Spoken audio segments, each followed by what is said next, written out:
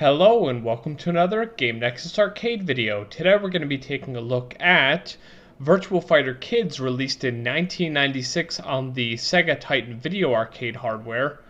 Now, one thing I'll have to say right now is the reason why this video took me so long is because this game has that kind of arcade hardness where it seems like it does everything it could possibly do to make you have to pump more quarters into the machine.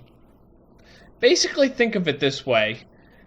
If it's any match past stage 4 or 5, it's like the game redoubles its efforts to make you have to continue. And two characters that I've personally seen in playing this game that seem to be the hardest when it comes to being after stage 4 or 5 is Kage and Jeffrey. Jeffrey, at stage 9 or 10, is almost impossible in my opinion. And I'll say it right now, the home version is a heck of a lot easier. There's no ifs, ands, or buts about that.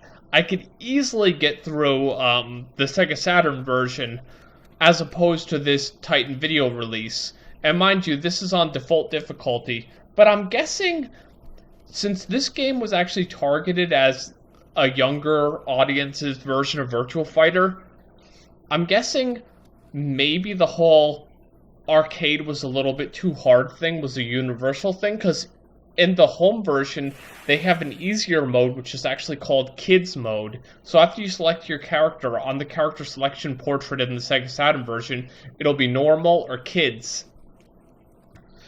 And now, if you don't know anything about Virtua Fighter Kids, this was basically an arcade version of Virtua Fighter developed on the Sega Titan video board. So unlike Virtua Fighter 2, which it's based off of, it wasn't developed on a bigger piece of hardware like Model 2 and then dumbed down to the Saturn.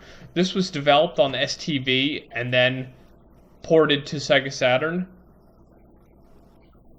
So basically, what you got is basically an arcade perfect port on the Sega Saturn, since you didn't have to worry about much more powerful hardware, less powerful hardware. So basically what you see right now, even though I captured this directly from the arcade board, is more or less what you'd experience at home, because I even took my Sega Saturn and connected it to my HD TV. Even with the composite, it looked pretty good.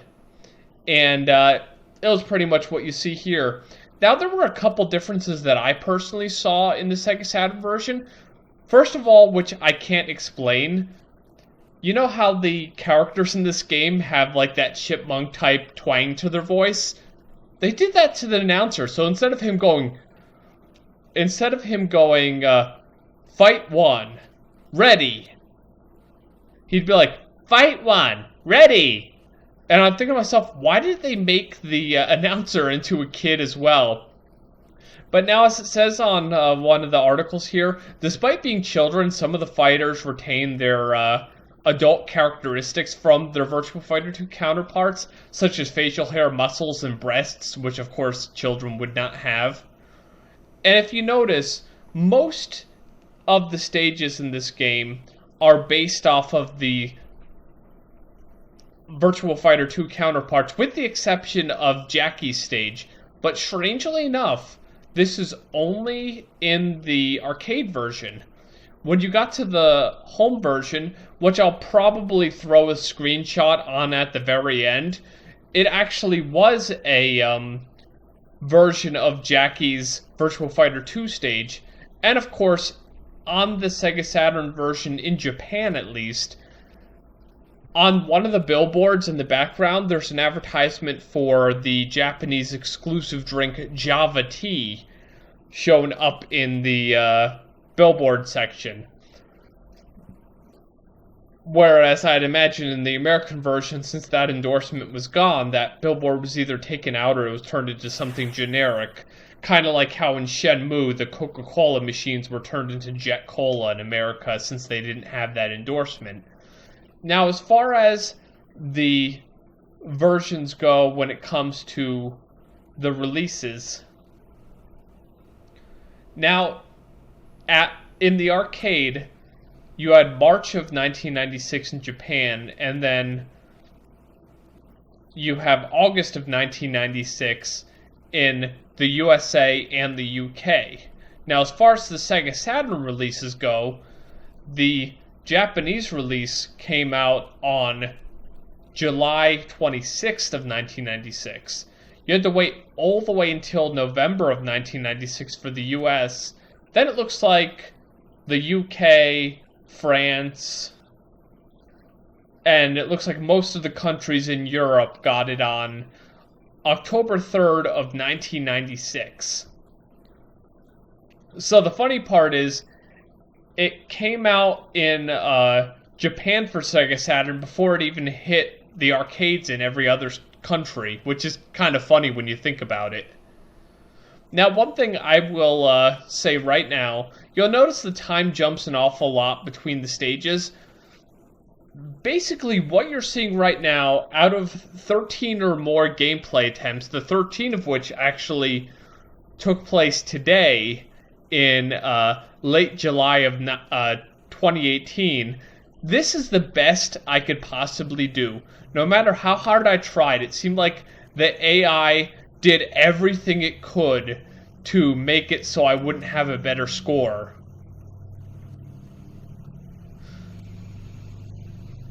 And, yeah, there was nothing I could really do to do any better.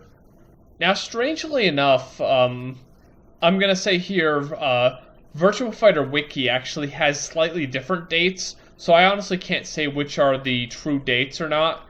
Because as before I told you it was March of 1996 for Japanese arcades, but they're saying April of 96, so for all we know, maybe it was late March, early April. And then they have July 26th of 1996 for Japan Sega Saturn, July 31st for North America Sega Saturn, and August 7th for Europe. And another thing that whole Java T thing, Shun-Di, instead of him just having like a little canteen there with the flower on it, it actually looked more like a can and it said Java T on it. And now, unlike Virtua Fighter 2 or just about any other Virtua Fighter game that Shun-Di is in, this one doesn't have the drink OK or NG, because my only guess is the whole drink thing doesn't happen here because Shun-Di doesn't seem to get affected if he does any of the drinking moves. And of course, the next stage and everything is all reminiscent of Virtua Fighter 2. And the cool part is Kids Sarah and Kids Akira were actually playable in Fighters Megamix for Sega Saturn, but other than here and that game, those are the only places where Virtua Fighter Kids type characters were ever seen. There never was a Virtua Fighter Kids 2 or Virtua Fighter 3 Kids or anything. But the one thing I do have to say in my personal opinion is, if you play Virtua Fighter Kids as opposed to any of the main series games, it seems like in this game, button mashing can get you through a lot quicker than, say, even having a strategy or knowing moves.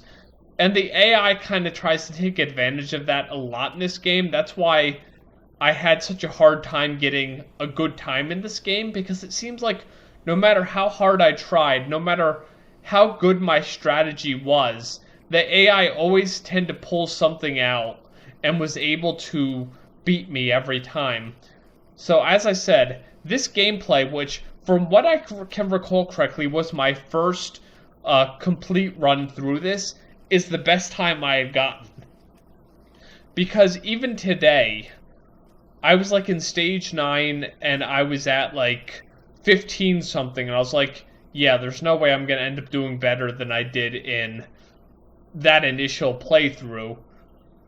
So, yeah, maybe if somewhere down the road I can actually do a little better than you see here, then I will maybe make another Virtua Fighter Kids gameplay, but suffice it to say, I basically tried as hard as I could, but this 1648 time you see here, out of all 13 attempts, I couldn't do any better, unfortunately. And just like Virtua Fighter 2, this is actually fairly similar to how Virtua Fighter's 2 Dural Battle was. The best I ever did, which was in a gameplay I did today, which I believe was attempt number 12, I got Dural's life in one round, almost to where I could probably do Sarah's spin kick and she would have died, but then she did all this crazy combos. And just like in Virtua Fighter 2, it's in super slow motion for some reason because you're underwater and you somehow don't drown. Now, another thing I have to address here really quick is that there actually is weird automatic replays. Like, you do a certain move and an automatic replay will happen. For Sarah, there's two that I know of that trigger this.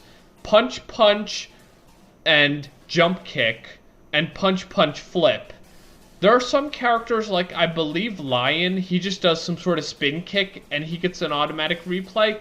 And basically what the automatic replay is, it shows the last move they did. So if it was a single move, or if it was a combo like Sarah has to do, it does it 3 times. Kind of like in Dead or Alive, when you would, I think Kasumi has a spin kick that does it, and instead of showing the replay once, it goes showing it 3 times in a row. But this happens anytime in the middle of a match, which is the weirdest thing in the world, that you're fighting and some random move in the game triggers an auto replay.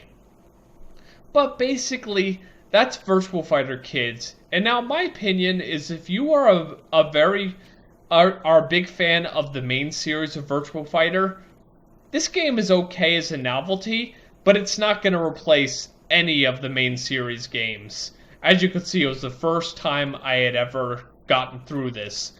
But if you're looking to play Virtua Fighter, you're probably better off with Virtua Fighter 2 or even Virtua Fighter 3 or any of the numbered entries in the series. But this has been another Game Nexus Arcade video, and I shall see you later. Bye.